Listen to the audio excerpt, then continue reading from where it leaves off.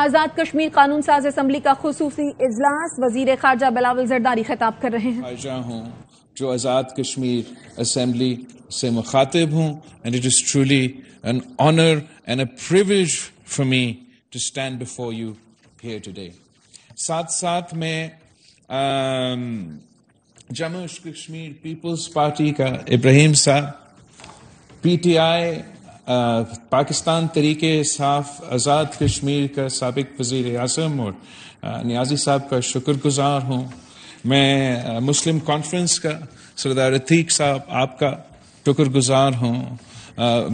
مسلم league نون کا سابق وزیر اعظم اور آپ کا پارٹی کا صدر کا شکر گزار ہوں. قائد حزب اختلاف آپ کا بھی شکر گزار ہوں. اور ساتھ ساتھ امید رکھتا ہوں جیسے آنریبل ممبر صاحب نے پوائنٹ اٹھایا جن کا حق ہے ان کے پاس جا سکتا ہے.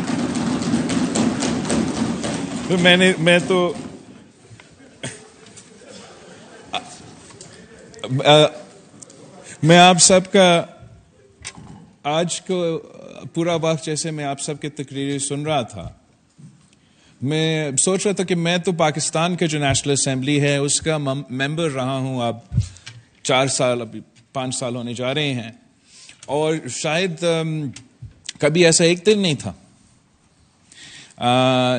جہاں قائد حزب اختلاف ممبرز آف دی اپوزیشن اور وزیر اعظم اس انداز سے اور اس طریقے سے جس میچورٹی کے ساتھ اس اہم موقع پہ ہم سب یہاں موجود ہیں آج across the political spectrum.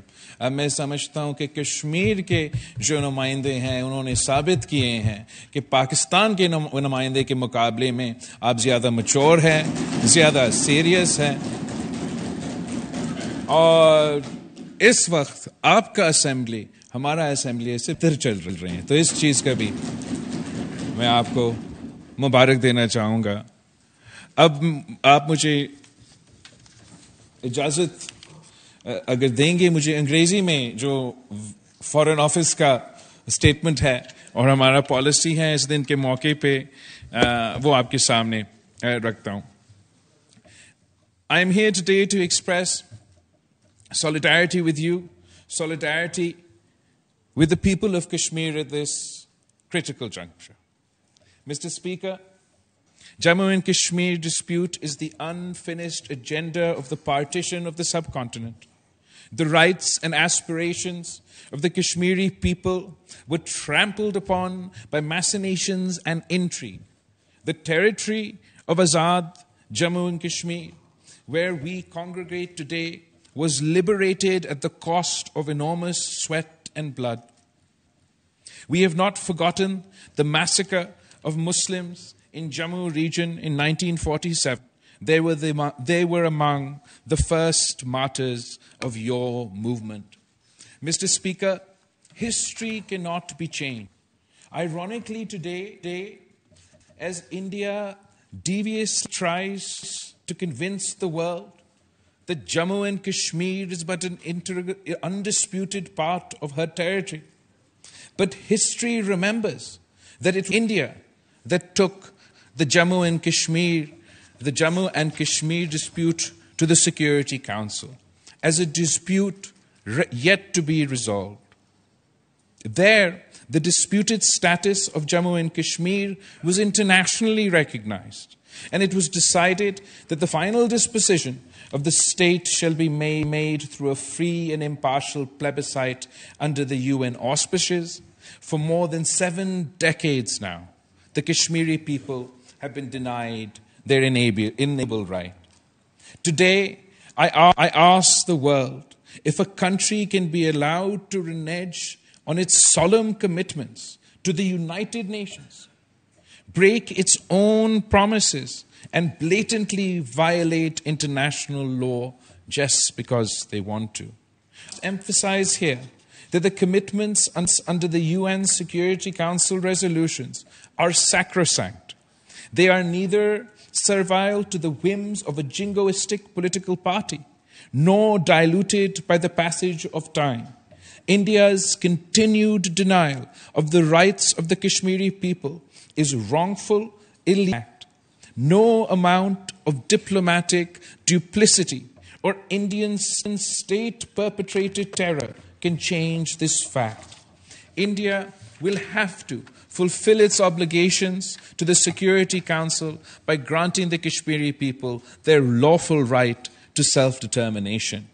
Mr. Speaker, today, an occupied Kashmir has become an open prison, a prison where Kashmiri Muslims are forced to breathe fear, thousands of them killed, disappeared, or blinded, their lands grabbed, their properties confiscated or bulldozed, their culture disintegrated, their media muzzled. The occupying Indian forces run rampant with arbitrary detentions, torture, extrajudicial killings of Kashmiri Muslims. This mayhem continues under draconian laws allowing complete impunity for the Indian occupying forces. This wretched, perpetual and systemic Indian barbarism not just violates international law, it makes a mockery of the accepted norms of fundamental human rights. I ask those who champion the rules-based international order and place a premium on protecting and promoting human rights, how can they turn a blind eye to this savagery? It is indeed not wise to sacrifice these timeless principles for short-term interests.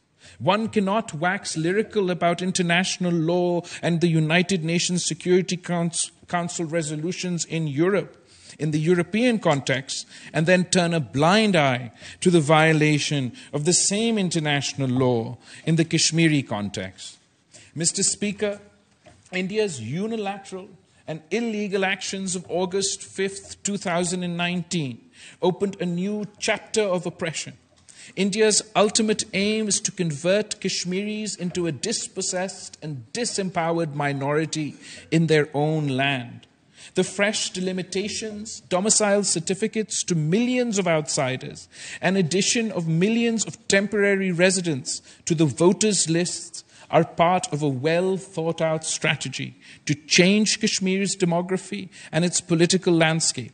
Pakistan outrightly rejects these unilateral and illegal steps.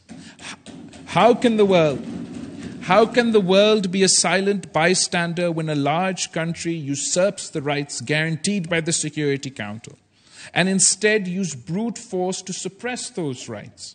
Isn't it the same world that is upholding these principles elsewhere while remaining completely oblivious to them in Kashmir? Mr. Speaker, as we speak, India is hosting the meeting of a tourism working group in Srinagar.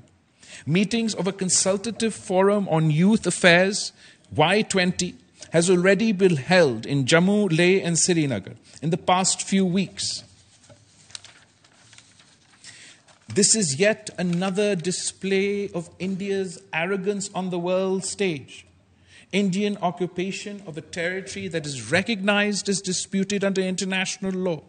India is misusing its position as chair of the G20, a forum created to address global financial and economic issues with utter disregard for the Security Council resolution, the UN Charter and its principle. India's facade of normalcy in Kashmir is met by the harsh reality that occupied Kashmir remains one of the most militarized zones on the planet. Mr. Speaker, normal areas are not under siege by millions of troops. Normal areas are not operated under so-called governor's rule.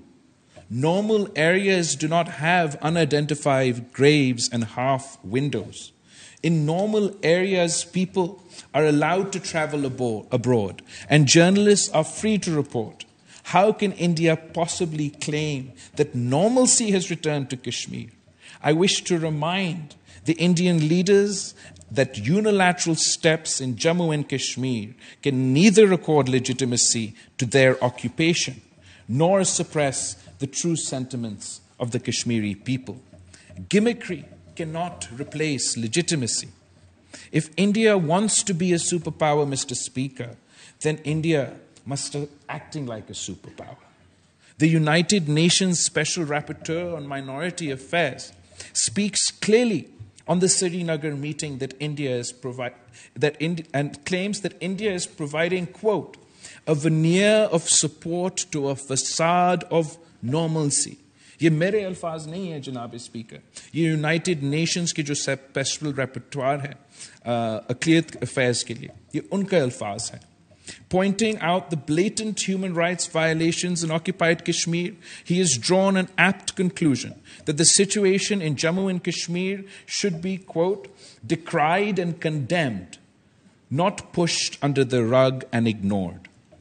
Mr. Speaker, I remind the world that there are 2 reports on the situation in occupied Kashmir by the Office of the United Nations High Commissioner for Human Rights, issued in 2018 and 2019. Those of us who are interested in upholding human rights are morally bound to pay attention to these reports. Mr. Speaker, the word Pakistan is incomplete without Kashmir.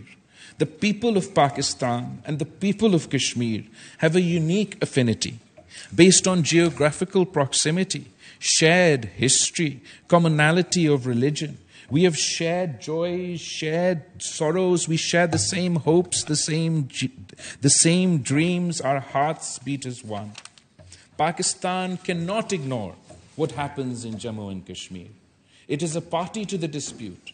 For us, it is not a matter of choice. We are duty-bound to play our role in the just and peaceful resolution of the Jammu and Kashmir dispute in accordance with the UN Security Council resolutions and the wishes of the people of Kashmir. Mr. Speaker, my presence here today is a testimony of our nation's intergenerational support and lasting commitment to the Kashmir cause. We want good relations with our neighbors, including India. However, good relations can only be achieved through dispute resolution and not through dispute denialism.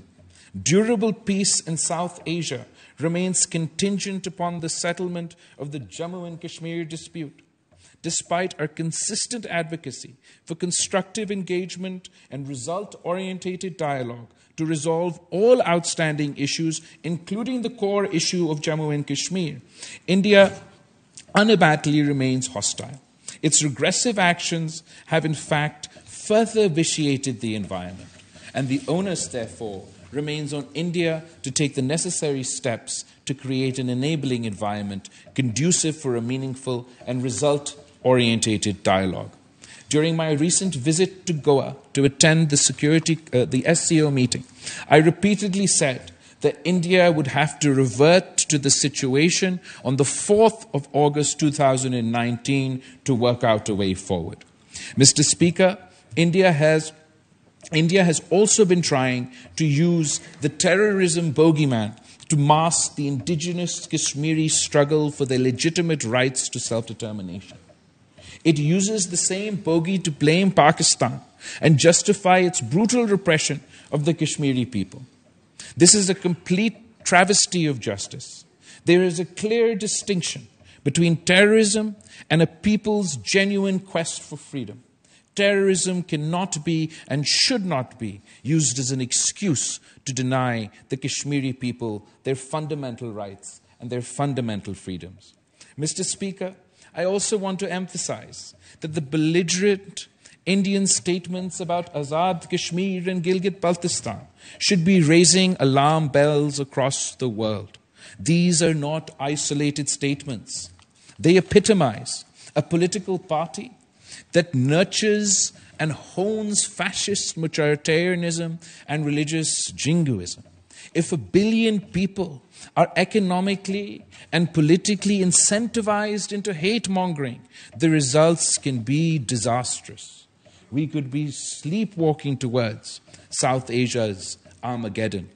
Notwithstanding India's military and political rhetoric, Pakistan has exercised maximum restraint. Pakistan does not want another conflict.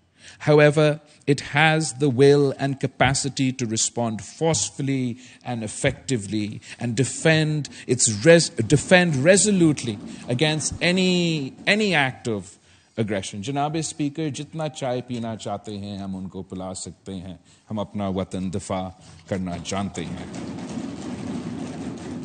Janab Speaker, justice delayed is justice denied. I appeal to all men and women of conscience across the world to urge the occupying forces of India to 1. Rescind its unilateral and illegal actions of the 5th of August 2019 and the subsequent steps. 2.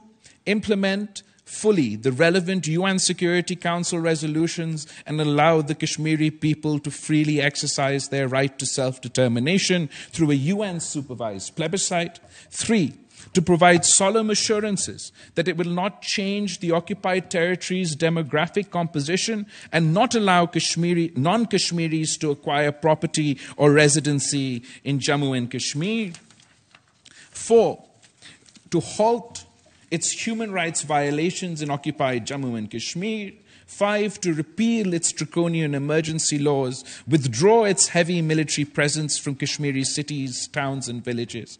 And 6. To provide unhindered access to UN, OHCHR, OIC, and human rights organizations and international media to investigate, report on the situation in occupied Kashmir. Mr. Speaker, I salute the courage of the Kashmiri people and I pay tribute, rich tribute, to the martyrs. I offer my sincere sympathies to the population living close to the line of control, who have suffered enormously. I assure the Kashmiri people of Pakistan's unstinted moral, diplomatic, and political support. We have stood by them for decades, and I assure you that we will stand for as long as it takes our Kashmiri brethren to achieve their legitimate rights. We wish to see a day where people across the line of control enjoy the same rights and freedoms as are being enjoyed by the rest of the world. I thank you for affording me this opportunity to speak. May peace be with you. Thank you. Aap sabka bahut bahut shukriya.